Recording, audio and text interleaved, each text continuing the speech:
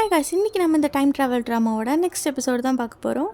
Starting சீனில் நம்ம சூயிச்சு வந்து கேட்குறாங்க, நேற்று யூன் ப்ரப்போஸ் பண்ணிட்டாலா? நைட் நடந்தது எதுவுமே எனக்கு ஞாபகம் இல்லை. ஏன் நீ நேற்று நைட் ஓவராக குடிச்சிட்ட? யூனுக்கும் அவள் பாய் ஃப்ரெண்டுக்கும் ஏதோ மிஸ் அண்டர்ஸ்டாண்டிங் ஆகிடுச்சு. ஸோ நாங்கள் யாரும் அவள் பாய் ஃப்ரெண்டை பார்க்கல. சரி, நீங்கள் இப்போ எங்கே கிளம்புறீங்க அப்படின்னு நம்ம ஹீரோன் கேட்க, எனக்குன்னு ஒரு வீடு இருக்குல்ல, அங்கே தான் போகிறேன். இங்கேயே நீங்கள் ஓகேவா தானே இருந்தீங்க, அப்புறம் ஏன் கிளம்புறீங்க? அதான் ப்ரொஃபஸர் வந்துட்டார்ல, இதுக்கப்புறம் இங்கே எனக்கு என்ன வேலை அப்படின்னு சொல்லிட்டு நம்ம ஹீரோ கிளம்ப.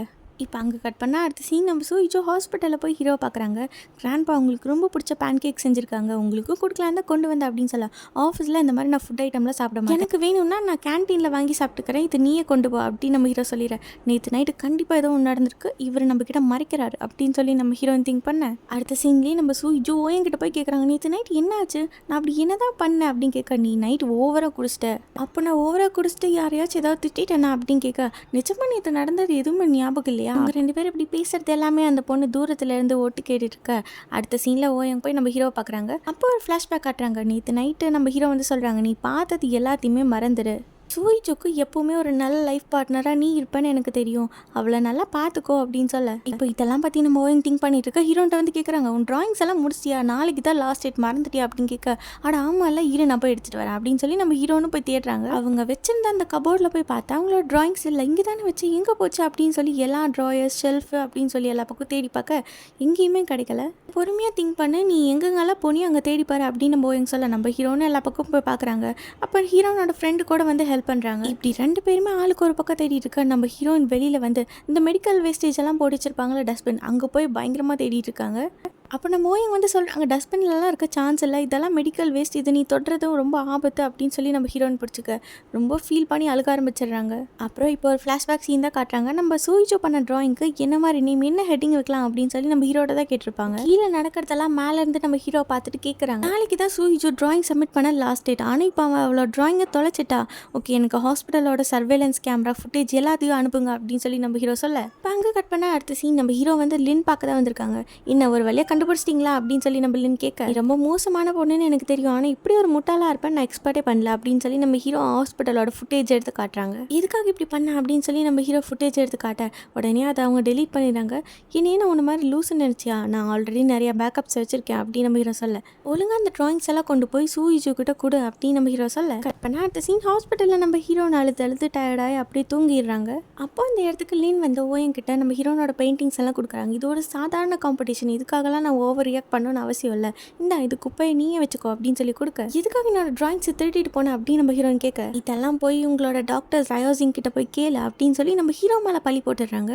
அதுக்கப்புறம் லின் அந்த இடத்த விட்டு போக நம்ம எங்கோ கன்வின்ஸ் பண்ண ட்ரை பண்ணுறாங்க. ஆனால் நம்ம ஹீரோயின் கோச்சுக்கிட்ட அப்படியே போயிடுறாங்க.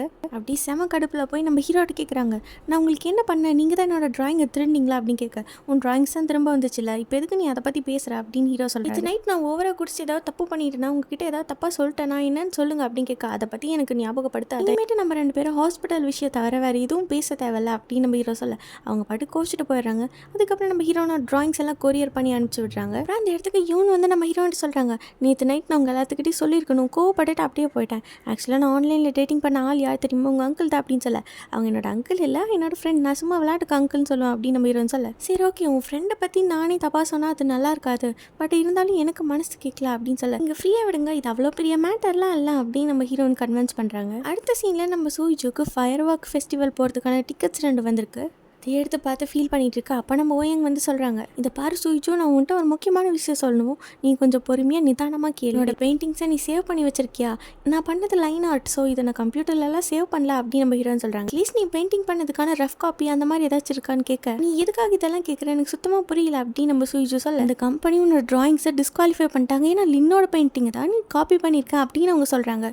நான் எப்படி அவளை காப்பி பண்ணல, லின்னோட ட்ராயிங்கை காட்ட அப்படின்னு சொல்லி நம்ம ஹீரோன் வாங்கி பார்க்குறாங்க. நம்ம ஹீரோனோட ட்ராயிங்ஸ் அப்படியே அவங்க காப்பி பண்ணி அவங்களுதுன்னு சொல்லி கொடுத்துருக்காங்க. இது எல்லாமே என்னோட ட்ராயிங் அப்படின்னு நம்ம ஹீரோன்னு சொல்ல. லின் உனக்கு முன்னாடி இதெல்லாம் சப்மிட் பண்ணிட்டா, ஸோ எல்லாமே அவளுதுன்னு தான் எல்லாரும் சொல்கிறாங்க. ஆமாம், எல்லாரும் அப்படி தான் சொல்லுவாங்க, ஏன்னா என்னோட ட்ராயிங்ஸாக அவள் திருடிட்டா அப்படின்னு சொல்லி நம்ம ஹீரோன் ரொம்ப ஃபீல் பண்ணி அழுக. இது எல்லாத்தையுமே ரூம்க்கு வெளியிலேருந்து நம்ம ஹீரோவும் தான் கேட்டுட்ருக்காங்க. கட் பண்ண அடுத்த சீன் நம்ம ஓயங்க போய் அந்த கம்பெனியில் கேட்குறாங்க. ஃபர்ஸ்ட் நம்ம ஹீரோயின் சீக்கிரமாக பெயிண்டிங் முடிச்சதுக்கப்புறம் நம்ம ஓயங்க வந்து அனுப்பிச்சிருப்பாங்க அவங்களோட பெயிண்டிங்ஸ் எல்லாம் ஃபோட்டோ எடுத்து. இங்கே பாருங்கள், லின் சப்மிட் பண்ண டேட்டுக்கு முன்னாடியே ஓயங்க வந்து எனக்கு இதெல்லாம் அனுப்பிச்சிட்டா. இது எவிடன்ஸாக வச்சு நீங்கள் லின்னை டிஸ்குவாலிஃபை பண்ண முடியாது அப்படின்னு கேட்கலாம். எங்களால் எவிடன்ஸாக ஏற்றுக்க முடியாது, எங்களுக்கு ஒரு சாலிடான ப்ரூஃப் வேணும் அப்படின்னு அவங்க சொல்கிறாங்க. கட் பண்ண அடுத்த சீன் நம்ம சூஜு வீட்டுக்கு வந்து தான் அவங்களோட கிராண்ட்பா வந்து சொல்கிறாங்க, நான் ஒரு ரிசர்ச் விஷயமா வில்லேஜுக்கு போகிறேன், நீ ஏன் கூட வரியா, உனக்கு ஒரு சின்ன சேஞ்சாக இருக்கும் அப்படின்னு சொல்ல. எனக்கு அதெல்லாம் வர இன்ட்ரெஸ்ட் இல்லை அப்படின்னு சொல்கிறாங்க. உனக்கு ஒரு பிரேக் கிடைச்ச மாதிரி இருக்கும்ல, வாமா அப்படின்னு சொல்லி நம்ம ஹீரோன்னு சரி வரேன் அப்படின்னு ஒத்துக்கிறாங்க.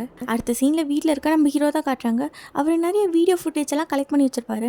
அதில் லின்னுக்கு அகேன்ஸ்டாக ஏதாவது எவிடன்ஸ் கிடைக்குமா அப்படின்னு சொல்லி தேடிட்டு இருக்க, இவர் ஒரு பக்கம் தேட நம்ம டாம் ஒரு பக்கம் தேடிட்டு இருக்காங்க. அப்போ கிராண்ட்பா கால் பண்ணி சொல்கிறாங்க, ரிசர்ச் சம்மந்தமாக நம்ம ட்ரிப் போக போகிறோம், நீயே வந்துரு அப்படின்ட்டு. இத்தனை வீடியோ ஃபுட்டேஜ் இருக்குது, நைட்டு ஃபுல்லாக உட்காந்து தேடினாலும் முடியாது, என்னால் சுத்தமாக முடியாதுப்பா அப்படின்னு நம்ம டாம் சொல்ல. இப்படியோ 2 பேரும் நைட் ஃபுல்லாக தேடி மார்னிங் அவங்களுக்கு வேணுங்கிற ஃபுட்டேஜ் கண்டுபிடிச்சிட்டாங்க. நம்ம ஹீரோனோட டிராயிங்ஸ் எல்லாம் லின் வேற யார்கிட்டே கொடுத்துட்டு இருக்க அந்த சிசிடிவி ஃபுட்டேஜ் நம்ம ஹீரோக்கு கிடைச்சிட. அடுத்த சீனில் ஹாஸ்பிட்டலில் இருக்க ஓயன் கிட்ட போய் எல்லா எவிடன்ஸும் கொடுக்குறாங்க. நம்ம ஓயங்கோ அந்த எவிடன்ஸ் எல்லாம் எடுத்து செக் பண்ணி பார்க்குறாங்க. யாரா இவன், இனிமேட்டு சூஜுவை நீயே பார்த்துக்கோ, நான் அவன் லைஃப்பில் இன்டர்ஃபியர் ஆக மாட்டேன்னு சொல்லிட்டு எல்லா ஹெல்ப்பும் பண்ணுறா அப்படிங்கிற மாதிரி அவர் பார்த்துட்டு இருக்க.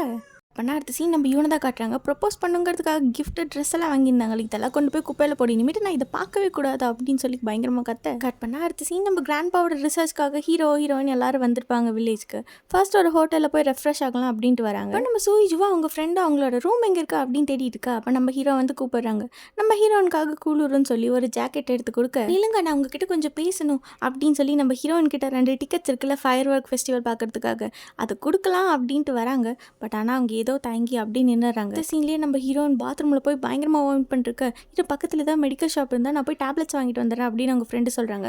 அதெல்லாம் ஒன்றும் பிரச்சனை இல்லை, நான் பார்த்துக்கிறேன் அப்படின்னு ஹீரோயின் சொல்ல. அப்போ யாரோ அவங்க காலிங் பெல் அடிக்க சவுண்ட் கேட்குது. வெளில போய் பார்த்தா நம்ம ஹீரோனுக்காக டேப்லெட்ஸ் ஆல்ரெடி வாங்கி வச்சிருக்காங்க. எப்படியோ கண்டிப்பாக இது நம்ம ஹீரோவோட வேலையாக தான் இருக்கும். அடுத்த சீனில் எல்லாரும் ட்ரிப்புக்கு மறுபடி கிளம்பிடுறாங்க. உங்களோட வில்லேஜில் இருக்க ஆளுங்களுக்கு நிறைய ஹெல்ப் பண்ணியிருக்கீங்க, ரொம்ப தேங்க்யூ அப்படின்னு சொல்லி நம்ம கிராண்ட்பாவை அவங்க சொல்லிட்டு இருக்க. அப்போ அவருக்கு ஒரு கால் வருது. இந்த மாதிரி இந்த நிலச்சரிவுனால அங்கே இருக்க பில்டிங்ஸ் எல்லாம் உடஞ்சி அங்கே ஒர்க் பண்ணிட்டு இருக்க ஆளுங்களுக்கெல்லாம் பயங்கரமாக அடிபட்டுருச்சு அப்படின்னு அவர் சொல்ல. மெடிக்கல் டீம் வரதுக்கு ரொம்ப லேட் ஆகும், எங்ககிட்டே டாக்டர்ஸ் இருக்குது, நாமளே அங்கே போய் அவங்களுக்கு ஹெல்ப் பண்ணலாம் அப்படின்னு கிராண்ட்பா சொல்கிறாங்க. கட் பண்ண அடுத்த சீன் நம்ம ஹீரோயின் டீம் எல்லாரும் போய் அங்கே இருக்க ஒர்க்கர்ஸ்க்கு ஹெல்ப் பண்ணிட்டு இருக்காங்க. நம்ம சூஜு இன்டர்னாக தானே இருந்திருப்பாங்க, இதுக்கு முன்னாடி இந்த மாதிரி ஆக்சிடென்ட் ஆகுறது பிளட் வரதெல்லாம் பார்த்ததில்ல. ஸோ இதை பார்த்ததும் நம்ம ஹீரோன்னு ஒரு மாதிரி ஃபீல் பண்ண ஆரம்பிச்சிடறாங்க. ஆனால் நம்ம ஹீரோ தான் போய் எல்லாத்துக்கும் ஹெல்ப் பண்ணுறாரு. நம்ம சூஜுவால் ஹெல்ப் பண்ணவும் முடியல, ஹெல்ப் பண்ணாமல் இருக்கவும் முடியல. எல்லாத்தையும் பார்த்துட்டு ரொம்ப ஃபீல் பண்ணி அழுதுட்டுருக்க.